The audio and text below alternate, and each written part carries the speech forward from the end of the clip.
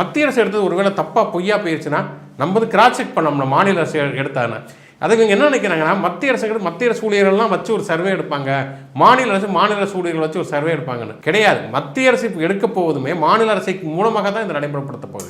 இங்க இருக்கிற கவர்மெண்ட் இங்க இருக்கக்கூடிய அரசு ஊழியர்கள், இங்க இருக்கக்கூடிய ஆசிரியர்கள் தான் போய் எடுக்க போறாங்க. இப்போ அவங்களே இன்னொரு தடவை போய் நேற்று நான் வந்து மத்திய அரசுக்காக ஒன்றிய அரசுக்காக வந்தாங்க, இன்னைக்கு வந்து அது சென்சஸ்ங்க, இன்னைக்கு வந்து மாநில அரசுக்காக வராங்க, இந்த சர்வே இருந்தாங்க அப்படின்னு சொல்லிட்டுலாம் எடுக்க முடியாது. இந்த வந்து நிர்வாக ரீதியிலான நடைமுறையே தெரியாமல் இப்போ என்னன்னா ஒன்றிய அரசு வந்து முதல்ல சாதிவாரி மக்கள் தொகை கணக்கெடுப்பு எடுக்க தயாராக இல்லை அப்படிங்கிறப்ப மாநில அரசுகள் எடுக்கணுங்கிற கோரிக்கைகள் வந்தது. இதுதான் கர்நாடகா எடுத்தாங்க, ஆந்திராவில் எடுத்தாங்க, பீகாரில் எடுத்தாங்க, எல்லாவற்றிலுமே எடுத்தார்கள். தமிழ்நாட்டிலுமே அன்புமணி ராமதாசர் வந்து பல பேருமே கேட்டுக்கொண்டிருந்தார்கள். அதில் வந்து என்னன்னா நீங்கள் சர்வே எடுத்துக்கலாமே தவிர அதை வச்சு இடஒதுக்கீட்டை மாற்ற முடியாதுங்கிறப்ப தான் அதை வந்து நம்ம எடுக்கிறத விட ஒன்றிய அரசு தான் எடுக்கணும், அதுதான் உண்மையிலே வந்து வலியுறுத்துவதற்கு நோக்கம் அப்படின்னு சொல்லிட்டு சொல்லப்பட்டது. இன்னொரு அந்த அறிக்கையில் என்ன குறிப்பிடுறாருன்னா, அனைத்து வகுப்பினருக்கும் இடஒதுக்கீடு மற்றும் உள்ளிடஒதுக்கீடு முறையாக கிடைக்கப்பெறும் வகையில் இந்த சென்சஸ் நடத்தப்பட வேண்டும். அது வேல்யூவான பாயிண்டா இல்லையா? இல்லை, அதை நீங்கள் இப்போ சர்வே ஒன்று எடுக்கிறீங்க, சர்வேயோட ஒரு டேட்டா கிடைச்சதுக்கு பிறகு இந்தந்த சாதியினரெல்லாம் கல்வியிலும் வேலைவாய்ப்பிலும் பின்தங்கி இருக்கிறார்கள் அப்படிங்கிறப்ப